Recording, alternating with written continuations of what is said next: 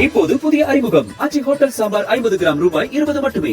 தீபாவளினா பளிச்சுன்னு ஞாபகத்துக்கு வர்றது பட்டு, பட்டாசு, பலகாரம். பலகாரம் நான் ஞாபகத்துக்கு வர்றது மந்த்ரா கடலை எண்ணெய். அபார ருசி, ஆரோக்கியமான உடல் நலம். தீபாவளி அன்னைக்கு மட்டும் இல்ல, என்னைக்குமே கிச்சன்ல இருக்க வேண்டியது மந்த்ரா கடலை எண்ணெய் தான். டெல்லியில் நிலவும் காற்று மாசு தொடர்பான வழக்கு விசாரணை உச்சநீதிமன்ற தலைமை நீதிபதி சூரியகாந்த் அமர்வில் விசாரணைக்கு வந்தது. இந்த விவகாரத்தில் நீதிமன்றத்திற்கு உதவுவதற்காக நியமிக்கப்பட்டிருந்த வழக்கறிஞர் விரிவான அறிக்கையை தாக்கல் செய்திருந்தார்.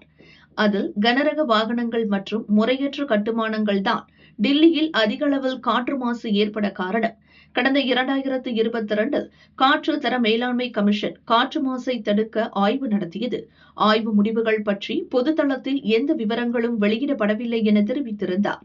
இதையடுத்து தலைமை நீதிபதி சூரியகாந்த் தலைமையிலான அமர்வு பிறப்பித்த உத்தரவில் கூறியிருப்பதாவது: டெல்லியில் நிலவும் காற்று மாசில் 40% வாகனங்களால் தான் ஏற்படுகிறது என தெரிய வந்துள்ளது.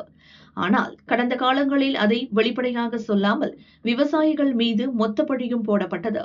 கோவிட் தொற்று காலத்தில் கூட விவசாயிகள் பயிர் கழிவுகளை எரித்தனர். ஆனால் அப்போது டெல்லி மக்கள் வெளிச்சமான நீல வானத்தை பார்த்தனர். வாகன போக்குவரத்தும் கட்டுமானமும் தான் காரணம் எனில் அவற்றை நிறுத்த முடியாது.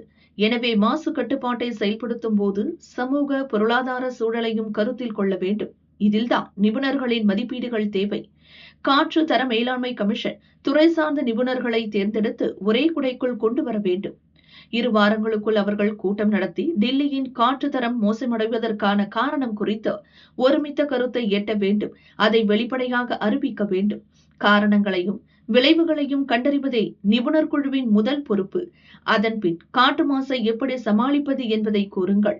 இந்த விஷயத்தில் காற்று தர மேலாண்மை கமிஷன் தோற்றுவிட்டது என உத்தரவில் கூறப்பட்டுள்ளது.